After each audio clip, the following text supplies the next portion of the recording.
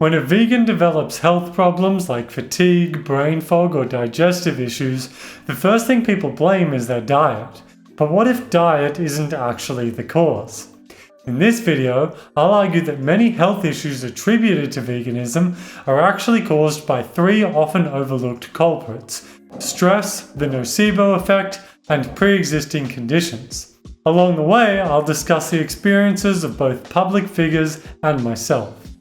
But first, a point of clarification.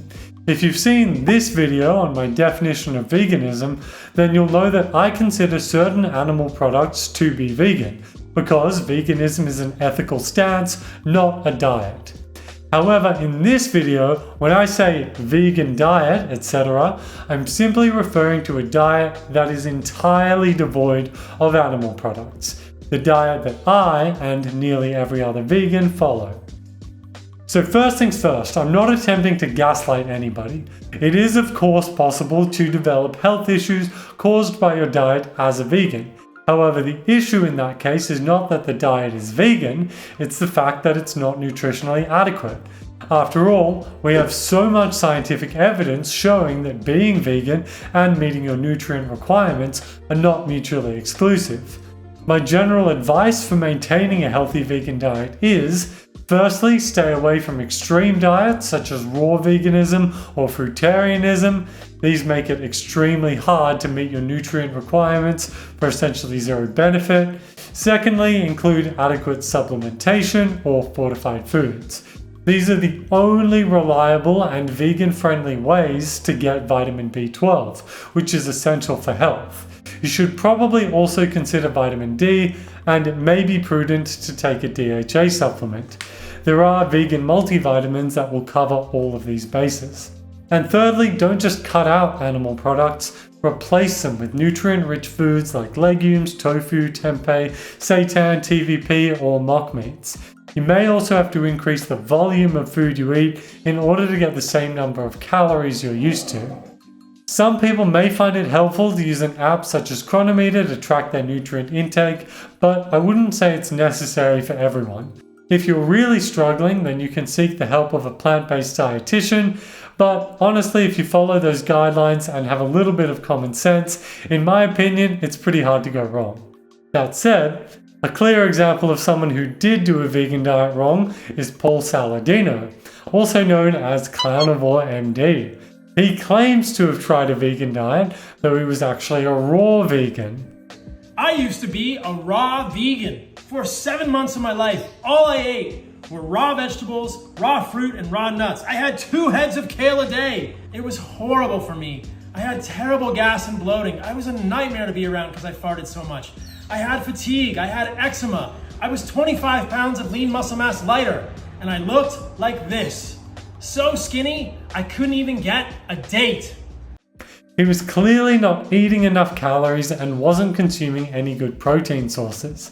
Now he uses his own incompetence as an excuse to bash vegans while shying away from debates because he knows they'll get utterly obliterated.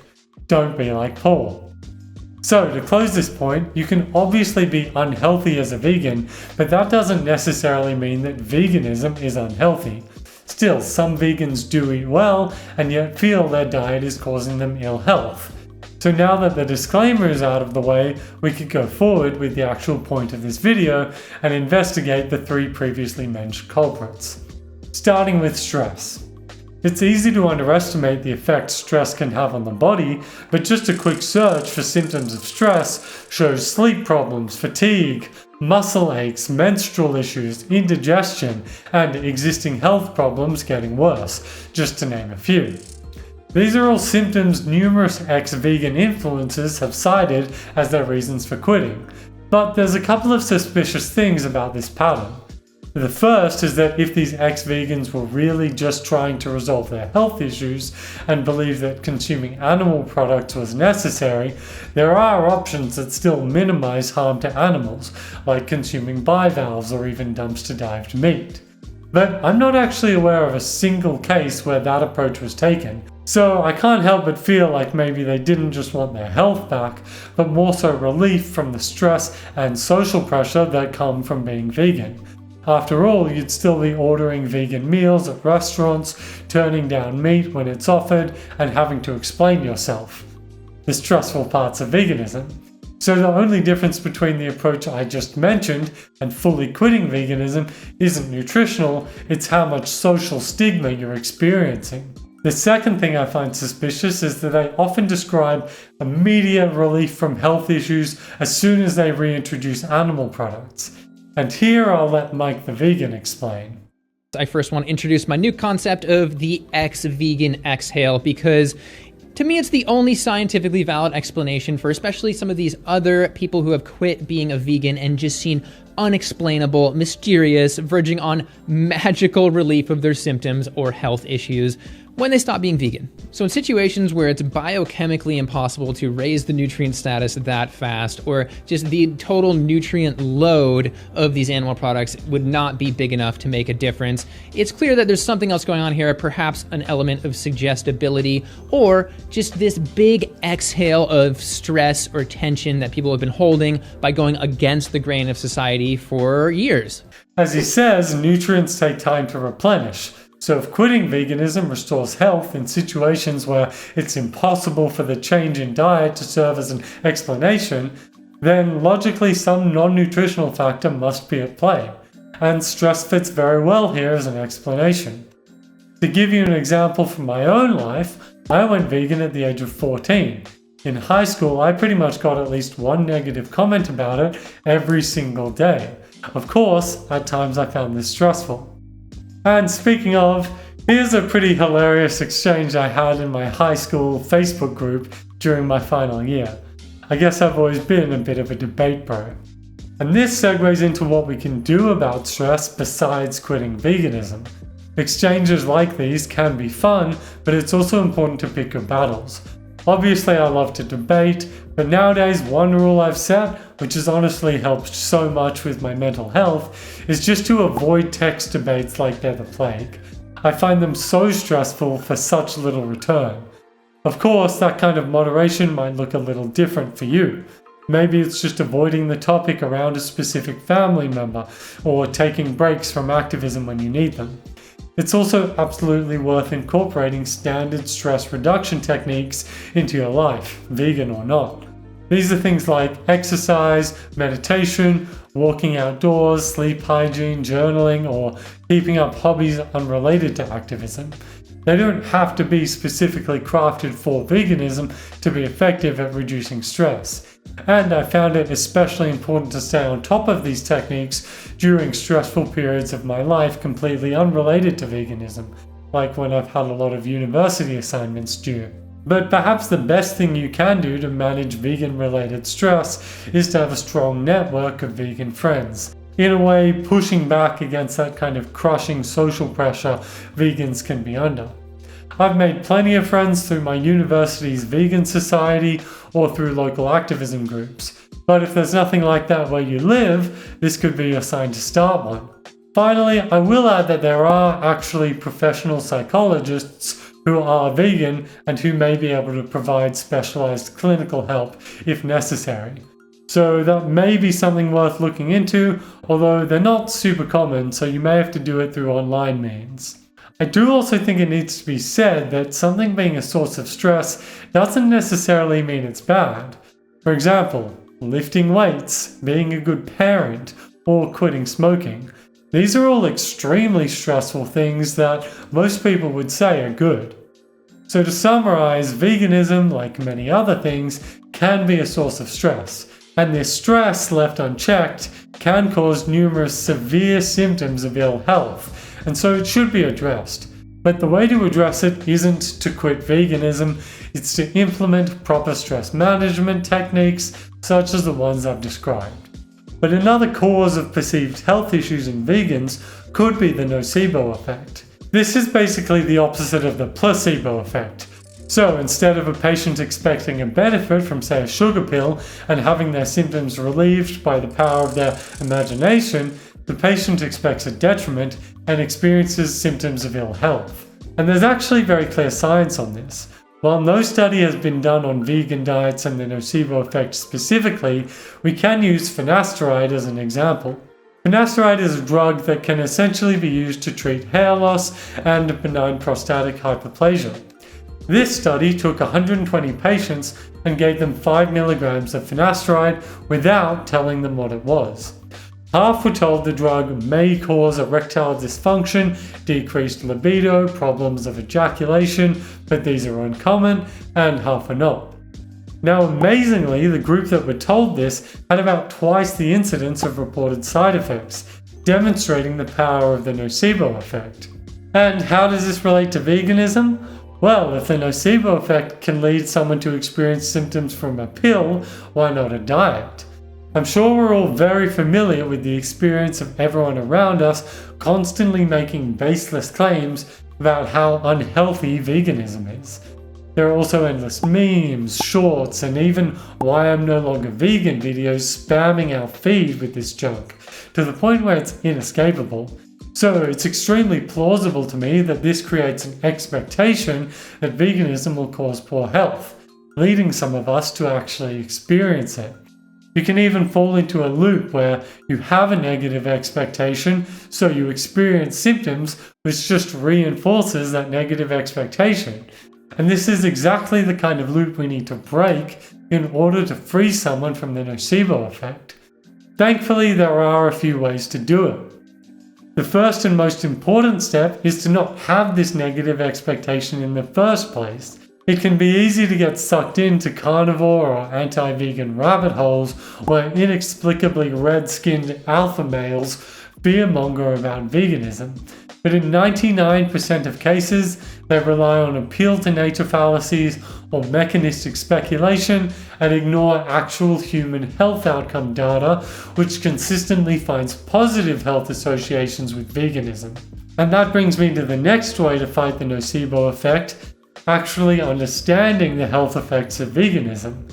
Now, I'm not aiming to address specific health-related critiques of veganism in this video because I don't want it to be 6 hours long, but I will instead refer you to figures well acquainted with the science, such as Dr. Matthew Nagra, Dr. Ids, who isn't even vegan, Nick Hebert, or Dr. Avi.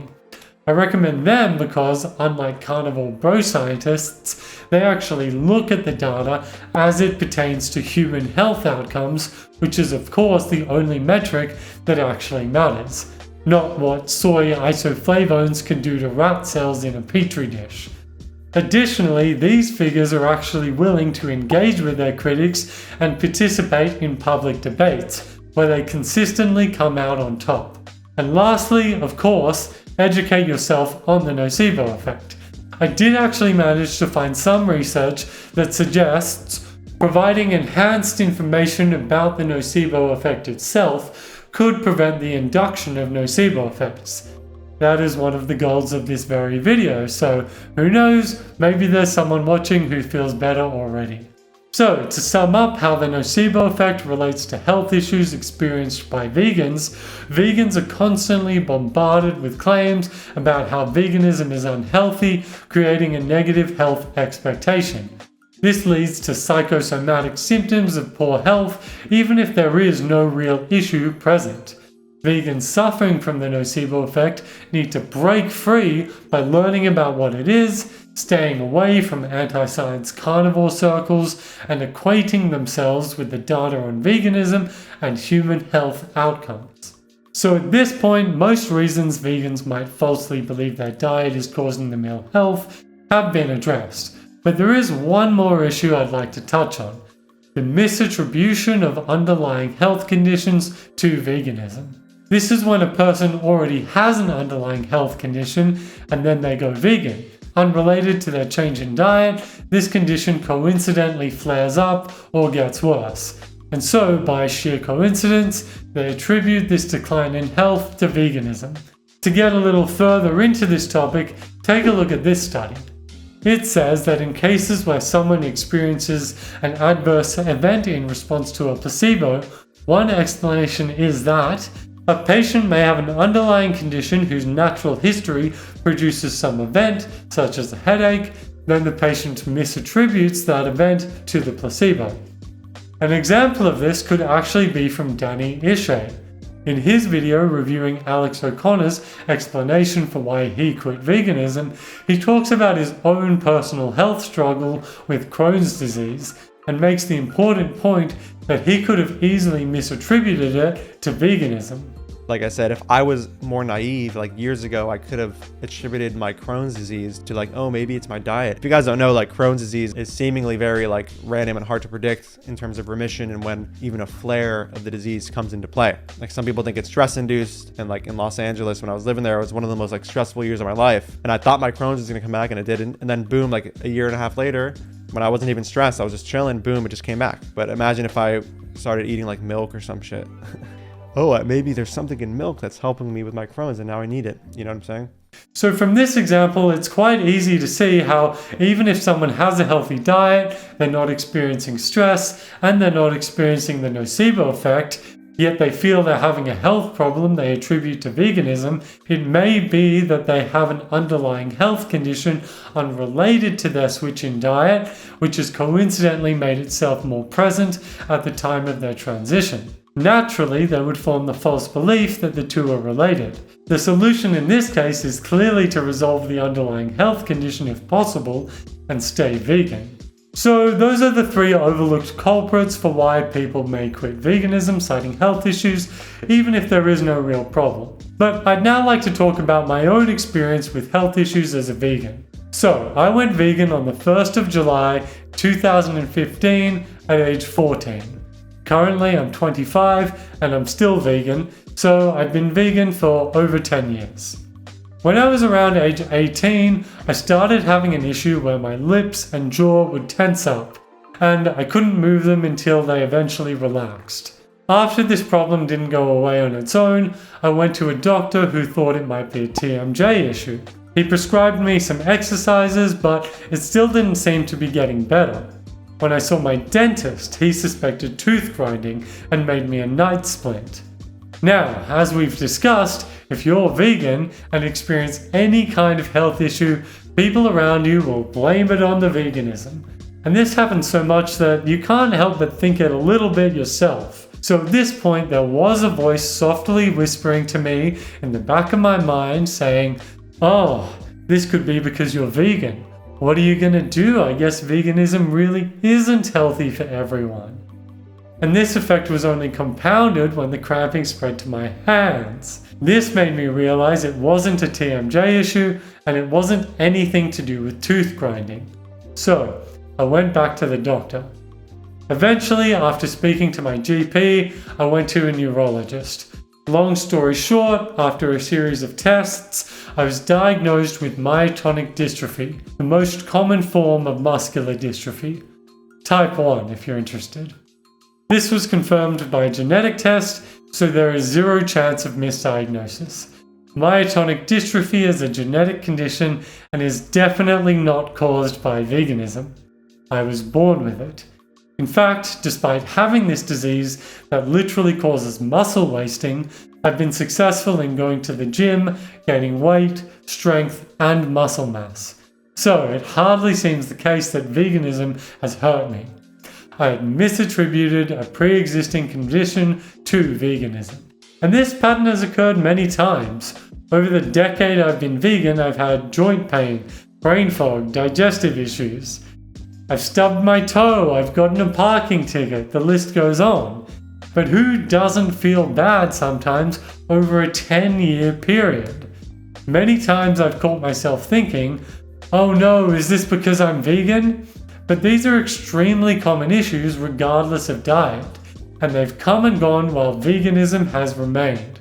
So I have absolutely zero plans to quit. And honestly, after more than a decade, veganism has become so second nature to me that I don't even suspect it when I feel unwell anymore. And it's been that way for years. The last thing I'll mention is that, as vegans, we inevitably make mistakes. For example, when I first went vegan, I thought all corn products were vegan, when in fact they were only vegetarian and contained egg whites. Or when I went to Japan, I ate loads of potato croquettes, not knowing they contained egg. And the most egregious example, which I cringe to look back on, is when I went to try the new Domino's vegan pepperoni, and was shocked at how realistic it was. It was only when I ordered it again weeks later and got the real vegan pepperoni that I realized they'd just given me meat.